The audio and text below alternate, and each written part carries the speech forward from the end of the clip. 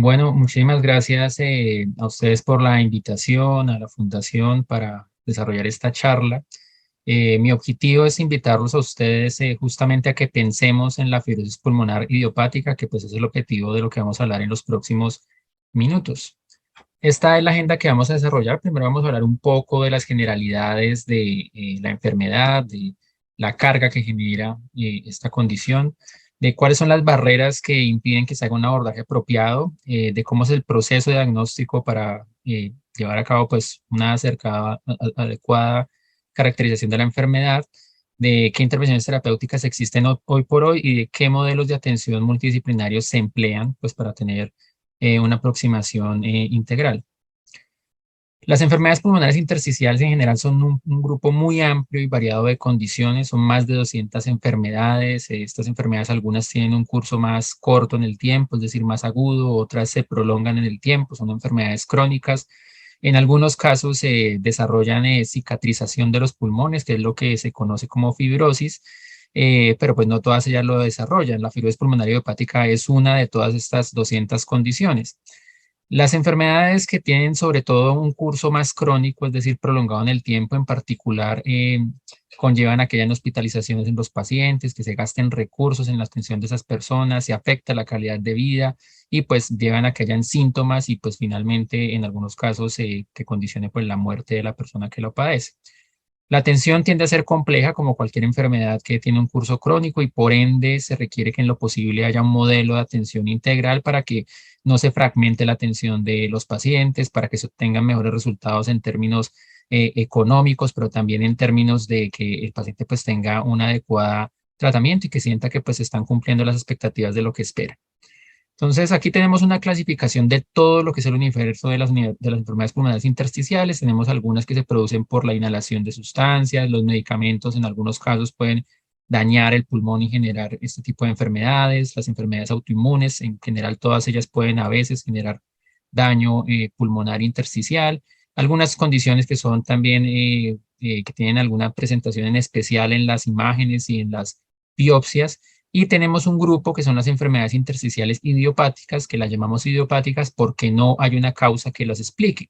Dentro de esas enfermedades que tienen compromiso intersticial y que no tienen una causa que la expliquen, está la fibrosis pulmonar idiopática, que de todas esas que no tienen causa es más o menos la mitad y de todo el universo de enfermedad pulmonar intersticial, dependiendo del lugar donde se mire y de la edad, tiende a estar dentro de las tres primeras causas,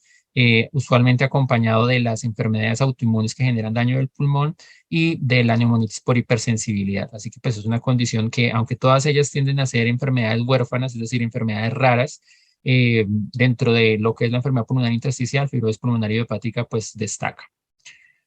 El problema que tenemos nosotros los médicos es que estas condiciones tienden a ser muy similares. A veces es difícil hacer la diferenciación y ahí ustedes ven distintas siglas, la de fibrosis pulmonar idiopática, una neumonía intersticial no específica, una neumonía intersticial linfoide. Todas estas condiciones tienden a ser muy parecidas y pues para nosotros a veces es muy difícil el abordaje y poder definir con certeza qué enfermedad es. Pero hay que hacer el mejor de los esfuerzos para tratar de saber la causa, saber de qué enfermedad estamos hablando porque el pronóstico es diferente dentro de ellas mismas y por ende, pues también el tratamiento, pues porque subyacen distintas causas que están generando el daño. Entonces, ustedes ven acá tres ejemplos de tres enfermedades de los pulmones que generan compromiso en el intersticio, todas ellas con fibrosis, por lo que vemos en la tomografía, que son relativamente similares si uno no tiene la experticia, pero que digamos que en la medida que da el conocimiento uno puede distinguir desde la imagen que son condiciones muy diferentes y pues todas ellas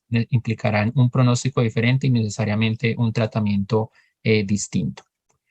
Para el caso de la fibrosis pulmonar idiopática, lo que tenemos que saber es que esta es una enfermedad que se caracteriza por la presencia de fibrosis, es decir, cicatrización, pero una cicatrización que es progresiva, es decir, que en el tiempo se mantiene y que pues cada vez se va agregando más. Y aunque el comportamiento es heterogéneo, es decir, es variable, todos ellos progresivamente van a tener deterioro de la función del pulmón que va a conllevar necesariamente a la muerte. Hay personas que tienen un curso muy rápido, otras un poquito más larvado en el tiempo, a veces pueden tener exacerbaciones agudas, que son condiciones muy lesivas y potencialmente letales. y pues finalmente todos van a llegar a un declinamiento absoluto a consecuencia de esta enfermedad. Y es tan así el compromiso que tiene la enfermedad en la progresión que en términos de mortalidad la supervivencia es mucho peor que la que tienen la mayoría de los cánceres hoy por hoy. Solamente es superado por cáncer de pulmón, cáncer de páncreas y cáncer de hígado que no va a trasplante. Y esa supervivencia media es de más o menos unos 3 a 5 años, es decir, en promedio que viven los pacientes. Algunos, por supuesto, superan ese promedio.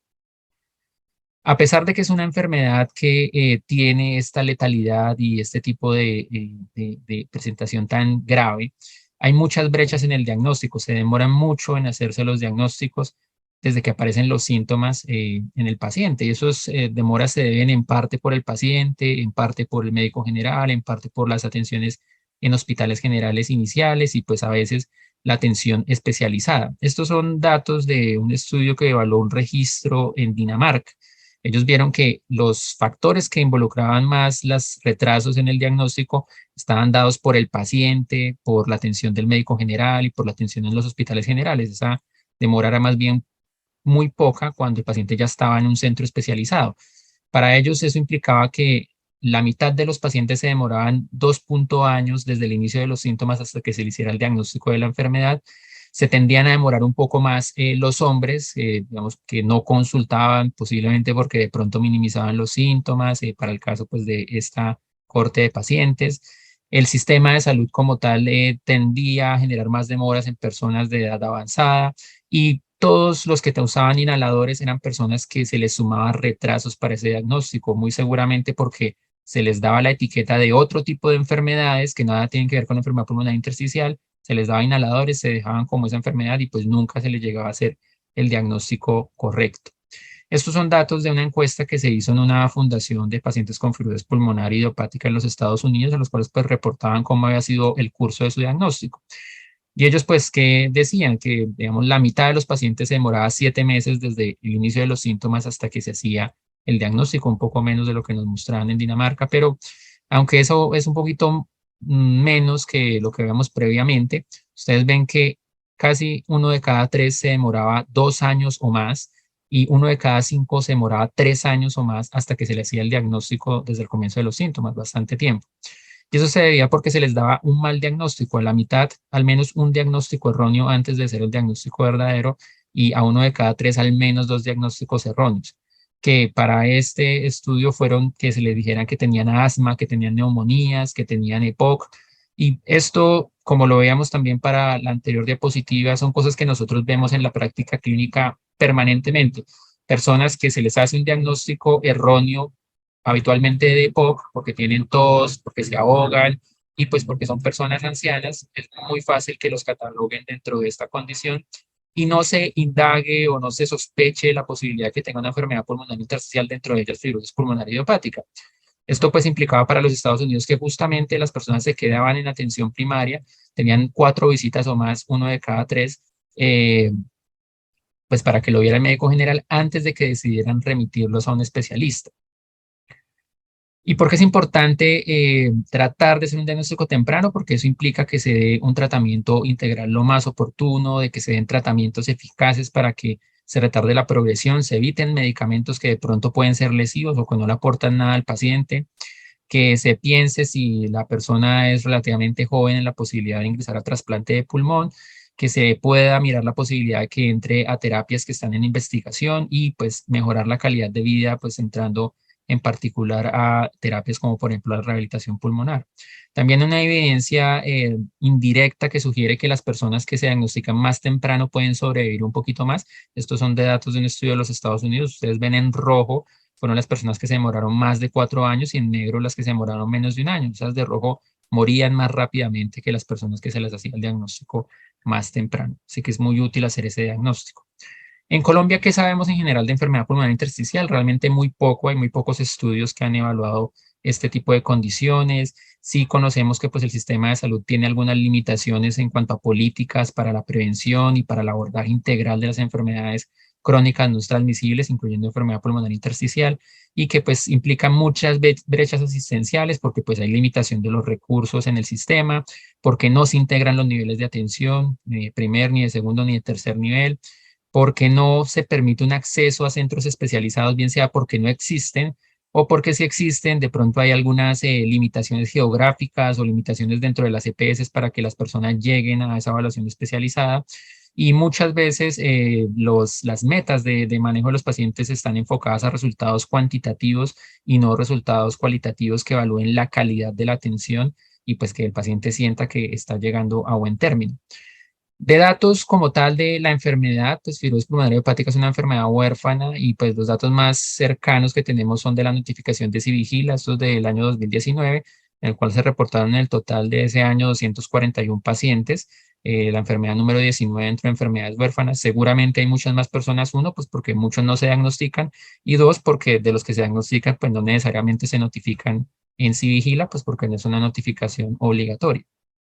Nosotros hicimos un estudio hace un par de años, un estudio cualitativo en el cual hicimos algunas entrevistas a médicos especialistas para evaluar cuáles eran esas barreras que se presentaban en Colombia para la atención de pacientes con enfermedad pulmonar intersticial y son mucho de lo que ahorita previamente les estaba nombrando. Entonces, pues digamos, ¿qué nos decían los especialistas? Ellos nos decían que el paciente podía llegar a atención primaria y si el médico no pensaba que tenía una enfermedad intersticial, seguramente lo iba a etiquetar como un EPOC y así podía quedar mucho tiempo. Eso lo vemos diariamente, las personas se les llama EPOC, se les da inhaladores, se quedan en ese manejo y nunca se evalúa si esa enfermedad correspondía a otra cosa o pues cuando se evalúa ya ha pasado bastante tiempo.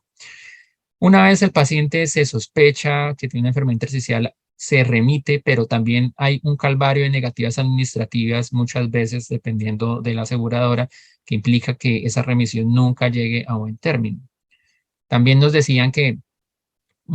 muchos de los problemas pues se deben a la naturaleza del sistema de salud en cuanto a problemas de integralidad, porque no hay integración entre los niveles, pero también pasa que los pacientes van de mano en mano, es decir, a veces están manejados por un neumólogo en un lado, luego por cuestiones de contratación terminan en otro lugar y pues pueden pasar por varios neumólogos en muy poco tiempo, lo cual pues no permite que se haga un manejo continuo e integral. Y también hay brechas que no son solamente del diagnóstico, sino también brechas que implican el manejo, porque muchas veces las personas refieren algunas prioridades que los médicos no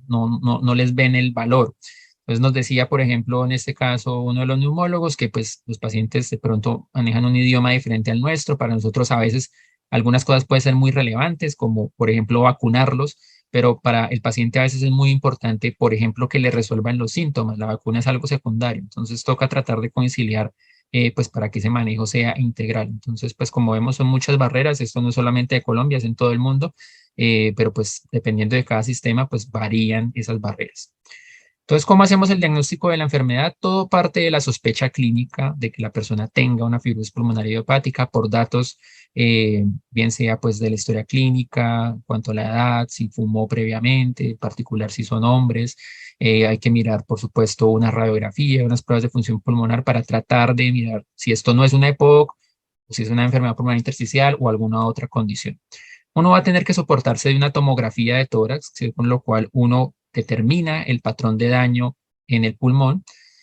Con esa historia clínica y con esa imagen, esa persona o ese caso se va a llevar a un grupo de discusión multidisciplinaria en el cual se va a definir si se cumplen los criterios de una fibrosis pulmonar idiopática o si por el contrario, si hay dudas, considerar hacer un estudio de tipo tomar una biopsia pulmonar o una broncoscopia para tratar de, ahí sí, a través de la discusión multidisciplinaria, definir si es una fibrosis pulmonar idiopática o si esto corresponde a un diagnóstico alternativo, es decir, alguna otra enfermedad. ¿Cuál sería pues la persona típica dentro de una fibrosis pulmonar idiopática? Usualmente son ancianos que fumaron o fuman en la actualidad, particularmente hombres que tienen síntomas crónicos de mucho tiempo, que de pronto tienen antecedentes de enfermedad intersticial en la familia y que de pronto pueden tener algunos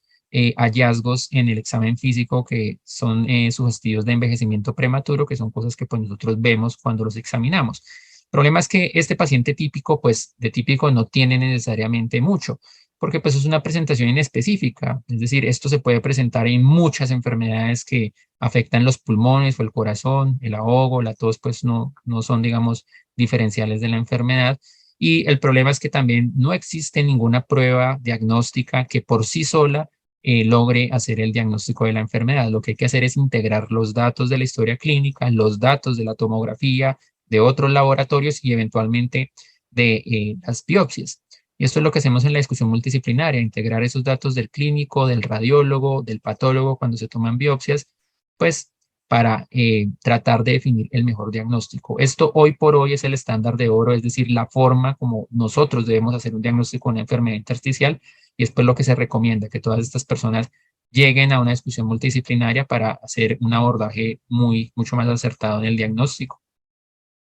Y pues se ha evaluado muchas veces la utilidad de la discusión multidisciplinaria. Aquí pues para ejemplificar, esto fue en un estudio en el cual se hicieron varios pasos. En el paso uno se daban los datos de la tomografía a los neumólogos y los radiólogos. En el paso 2 se daban datos de la historia clínica y de la tomografía. Luego se hacía una discusión inicial con esos datos. En el paso 4 se presentaban los datos de la patología, es decir, de las biopsias. Y por último, se hacía una discusión entre radiólogos, clínicos y patólogos. Y lo que se ve es que progresivamente, en la medida que se va presentando más información y se van aportando más especialidades, la gente tiende a ponerse más de acuerdo. Es decir, aumenta la posibilidad de que las personas lleguen a un acuerdo y llamen a una enfermedad determinada condición que si lo hacen de forma separada. Esto es mucho más cierto cuando se hace en un ámbito académico. Todo esto pues lo que nos muestra es que es importante que se haga la discusión multidisciplinaria y que ojalá se haga en un centro que pues tenga experticia. Y esto es lo que se integra para un diagnóstico, la evaluación clínica, los datos que refiere el paciente, los datos de la tomografía, los datos de las biopsias, se evalúa cómo es el comportamiento de la enfermedad en el tiempo, que también aporta datos para definir el diagnóstico, y así podemos definir una probabilidad de que la persona tenga una fibrosis pulmonar idiopática. ¿Para qué? Pues para mirar si podemos dar un tratamiento en consecuencia. Y el tratamiento hay que tener presente que es un tratamiento que debe ser integral, es decir, abordar muchísimas esferas que no son solamente medicamentos. Esto podemos sintetizarlo en este esquema, que es el esquema del ABCD, del cuidado de la enfermedad pulmonar intersticial, por las siglas en inglés. Pues la A corresponde en este caso a evaluar qué, las necesidades y valores del paciente, eh, integrar a los pacientes dentro de su cuidado y a los cuidadores de los pacientes dentro del manejo integral. Se debe hacer la B, que es respaldar, ¿con qué? Con educación sobre la enfermedad, involucrando a los pacientes en grupos de soporte, pues para que se puedan interaccionar con otras personas que sufren esta condición, que ingresen a la rehabilitación pulmonar, que se den medidas para prevenir cesar el tabaquismo, que se vacunen a los pacientes, que el paciente tenga la oportunidad de discutir las opciones que cree que pueden ser más convenientes en particular para su caso. La C, que tiene que ver con dar medidas de confort respecto al control de los síntomas y el manejo de las comorbilidades, es decir, de las enfermedades que acompañan a la enfermedad pulmonar intersticial, a la fibrosis pulmonar idiopática y que muchas veces aportan síntomas y que también pueden complicar a los pacientes en términos de hospitalizaciones o de muerte. La D, que corresponde pues al tratamiento, que pueden ser medicamentos antifibróticos, en algunas enfermedades intersticiales no propiamente fibrosis pulmonar idiopática, medicamentos inmunomoduladores y evaluar la opción de trasplante pulmonar si existe esa posibilidad. La E, que tiene que ver con el cuidado de fin de vida, que pues siendo una condición que pues tiene una alta letalidad, se debe evaluar la posibilidad pues para discutir los temores, las necesidades que tiene el paciente, tratar de definir cómo va a ser ese final de vida respecto a cómo quiere el paciente que sea ese momento de fin de vida, en qué condiciones. Todo eso pues hay que irlo hablando. Así que pues toda esa integralidad de estas intervenciones es lo que nosotros debemos hacer y que tienen como centro a la persona que está padeciendo la enfermedad. O sea, no se puede esto de ver de forma disgregada, sino cada cosa aporta y debe ir centrada pues a la individualidad de esa persona. Y pues que cada cosa, lo que estábamos diciendo, que ingrese a rehabilitación, darle el oxígeno, dar medicamentos, aportarle un grupo especializado de pacientes, de médicos en enfermedad pulmonar intersticial,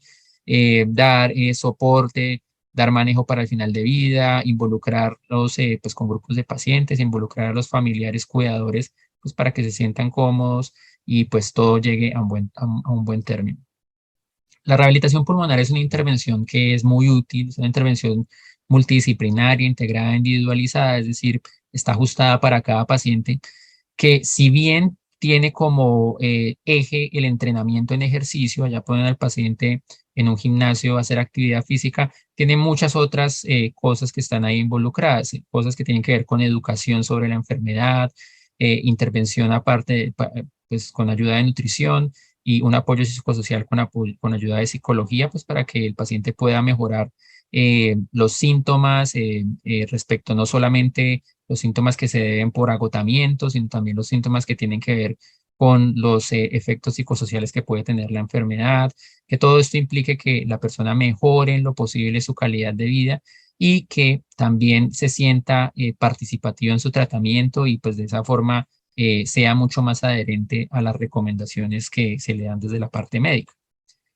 La educación hace parte del tratamiento y esa educación lo que debe buscar es que las personas comprendan cómo la enfermedad los afecta, de cómo pueden hacerle frente a los síntomas que van presentando por la enfermedad y que vayan abordando las necesidades y preocupaciones particulares que le va generando esta condición. Pues se pueden tratar distintos temas que van desde cómo se produce la enfermedad, de qué medidas se pueden hacer para que no se ahoguen, para que se sientan activos y pues cómo manejar también pues directamente los medicamentos y pues los problemas particulares que se le van dando día a día. Hay que hacer motivación psicosocial del paciente, esto pues no solamente lo debe hacer el psicólogo, sino pues todo el grupo que está alrededor del paciente en colaboración también con los cuidadores para que se puedan promover comportamientos saludables y en particular se pueda facilitar la cesación del tabaquismo si todavía persiste, pero pues que el paciente pues se le invite a que tenga actividad social, actividad física, que no se quede quieto en la cama, que tenga la posibilidad del paciente de compartir sus experiencias personales, los temores, lo que implica el aislamiento social que a veces sienten y pues traten de buscar apoyo no solamente pues en el médico, sino también en las relaciones interpersonales con su familia para que pues se sientan respaldados. Es también muy importante hacer un control de los síntomas y hay que tener en cuenta que los medicamentos que hoy por hoy existen dirigidos a la enfermedad no controlan los síntomas. Los síntomas, digamos que para mejorarlos hay que tener intervenciones como por ejemplo la rehabilitación pulmonar, el apoyo psicosocial y algunas veces algunos medicamentos que pueden ayudar a disminuir el ahogo o la tos, como por ejemplo los opiáceos, la morfina, que pueden ser muy útiles para pues, el manejo de estos síntomas que pueden referir.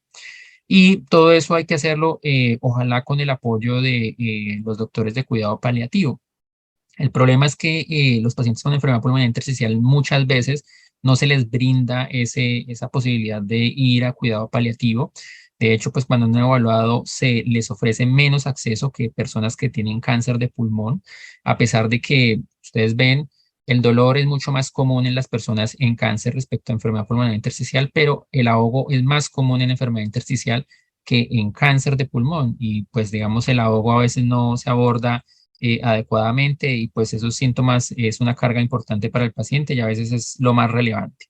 Estas personas que no se les da tampoco el acceso a el final de vida, comparado con cáncer, pues es más probable que mueran fuera de un contexto de cuidado paliativo y que no se haga un abordaje de discusiones de final de vida con comparación con las posibilidades que tiene una persona que tiene cáncer de pulmón. Por eso es muy importante pues el control de los síntomas y que ojalá se involucre el cuidado paliativo en el paciente pues para el manejo sintomático y para lo que es final de vida. Los medicamentos modificadores de la enfermedad, que pues en algunos lados también se conocen como antifibróticos, básicamente son dos medicamentos que están aprobados para el manejo de fibrosis pulmonar idiopática, nintedanib y pirfenidona. Estos medicamentos no curan la enfermedad, tampoco estabilizan la enfermedad, lo que hacen es que haya un deterioro más lento. Entonces, si este es el deterioro de la función del pulmón, lo que hacen los medicamentos es enlentecer ese deterioro más o menos a la mitad de la tasa del deterioro a lo largo de un año. Formalmente en los estudios que han evaluado estos medicamentos no se ha demostrado que disminuyan la posibilidad de que una persona muera, aunque hay una evidencia indirecta que sugiere que quizás lo pueden hacer. Son medicamentos que particularmente lo que logran es eso, enlentecer un poco el deterioro de la enfermedad a lo largo del tiempo, pero pues tampoco mejoran los síntomas. No obstante, pues son los medicamentos que tenemos hoy por hoy disponibles y de todas formas hay barreras en el acceso a estos medicamentos por distintas razones. Aquí les traigo una encuesta que se hizo en varios países de Europa, en la cual pues se preguntaba tanto a médicos como a pacientes cómo era lo de la formulación de los medicamentos. Y los médicos muchas veces no lo formulan por distintas razones. Las más comunes es que dicen que la persona tiene muy poquitos síntomas o que la enfermedad pareciera ser muy estable en el tiempo. Eso de todas formas hay que verlo con un poquito de cuidado porque es una enfermedad que, como dijimos, progresa, va a progresar indefectiblemente y que va a llevar a la muerte, de tal forma que esperar hasta que hayan síntomas o hasta que haya un deterioro muy marcado, pues de pronto no es lo más prudente. Lo más común es que uno deba iniciar un tratamiento, una enfermedad que pues siempre va a progresar y no esperar hasta que la situación esté muy, muy avanzada.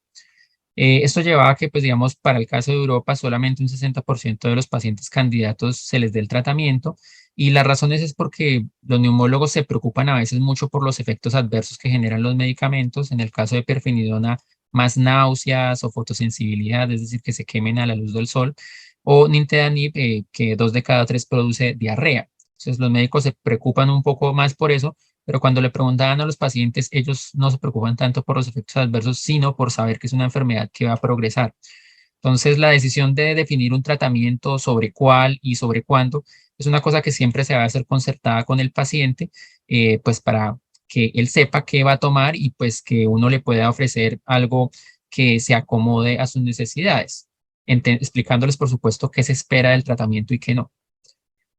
Entonces, todo lo que hemos visto previamente nos muestra que hay distintos actores en el manejo de la enfermedad, todos ellos centrados en el paciente, pero pues ahí tenemos médicos, enfermeras, nutricionistas, terapeutas, y cada uno tiene un valor para el diagnóstico y pues para lo que es un plan de tratamiento. Y todo eso debe ser evaluado dentro de un modelo de atención que esté centrado en las necesidades particulares del paciente. Traigo aquí 2 ejemplos de modelos de atención, uno del Royal Brompton en Londres, que ellos pues digamos lo que hicieron fue adaptar un modelo de la atención en cáncer, un modelo multidisciplinario y holístico, que es algo que promueve el sistema de salud del Reino Unido. Y pues tratan de hacer una prestación de servicios estandarizada para reducir el tiempo del diagnóstico. Entonces es una evaluación que se hace en las primeras 6 semanas, luego de la remisión que hace el médico general. Cuando se sospecha fibrosis pulmonar idiopática, incluso los hospitalizan y en 3 días tratan de tener el diagnóstico pues con todos los exámenes que sean necesarios. Tratan de involucrar a pacientes y a cuidadores pues para que se ayuden a tomar decisiones y pues se sientan involucrados en esas tomas de decisiones y pues un poquito más responsables. Y esto es todo lo que involucra radiólogos, neumólogos, patólogos, pero ustedes también ven nutricionistas, psicólogo, el paciente mismo.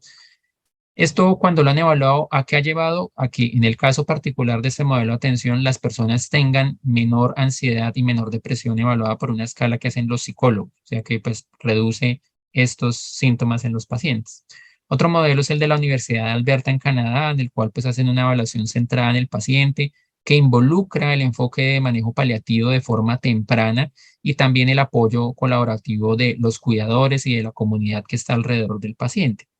Esto, pues lo que ha logrado para el caso particular de este modelo, cuando hicieron la evaluación previo a instaurarlo y posterior a haber hecho la instauración, es que las personas una vez estaban en el modelo tenían 24 veces menos probabilidad de que fueran a urgencias. Se ahorraban muchas visitas que son solamente, no son solamente síntomas para el paciente, sino también son costos, algo muy importante para el sistema. Involucraba que pues eran 2 veces menos probabilidad de que se hospitalizaran y 9 veces más probabilidad de que la persona muriera en el hogar en vez de ir a hospitalizarse, que muriera en un lugar un poco más confortable, que pues también finalmente también se involucra en costos y pues las propias necesidades del paciente. Así que pues es muy importante. Este mismo modelo se evaluó posteriormente mirando la utilidad de hacer la evaluación multidisciplinaria con cuidado paliativo versus cuando no la hacían multidisciplinaria solamente los especialistas. Y lo que encontraron es que las personas que se evaluaban de forma multidisciplinaria recibían más antifibróticos, era más probable que los mandaran a rehabilitación, tenían menos hospitalizaciones y habían menos costos en los últimos 3 meses de vida. Ustedes ven acá que los costos en la barra verde, que son los de la evaluación multidisciplinaria, independiente del tiempo que se acercara hasta final de vida, siempre fueron menores. O sea que un modelo de atención es muy importante porque le sirve para el paciente, sirve para que los médicos hagan una evaluación más integral y mucho más acertada, pero también para el sistema porque reduce costos. Entonces, los mensajes que tenemos aquí para llevar a casa, a forma de conclusión, es que es necesario aumentar el reconocimiento de la fibrosis pulmonar idiopática y en general de todas las enfermedades intersticiales, dando información al público, información a los médicos generales para que cuando tengan la sospecha o cuando las cosas se salgan de lo que ellos creen que puede ser un EPOC, que no se comporte como tal, traten de hacer una remisión lo más oportuna, que se trate de llevar a los pacientes a un grupo especializado en enfermedad pulmonar intersticial, a un grupo que tenga una discusión multidisciplinaria para que se pueda hacer un diagnóstico lo más acertado posible y un plan de acción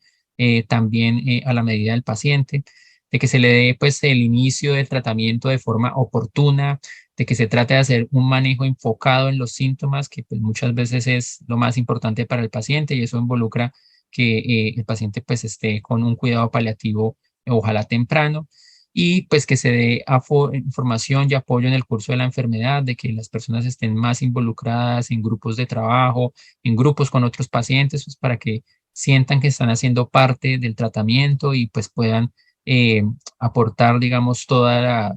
las experiencias que se van presentando y pues todas las necesidades particulares que tiene cada uno de los casos. Y pues así finalizo con esta frase de Albert Camus, que pues nos dice que la verdadera generosidad hacia el futuro consiste en darlo todo al presente. Y pues esto es mucho de lo que hacemos en enfermedad pulmonar intersticial. Tenemos un futuro que seguramente va a cambiar mucho lo que es la atención de las personas, pero pues en este presente ya tenemos herramientas y tenemos que darlo todo pues para que nuestros pacientes estén bien atendidos y pues que sientan que su experiencia a lo largo de la enfermedad fue lo mejor posible. Muchas gracias.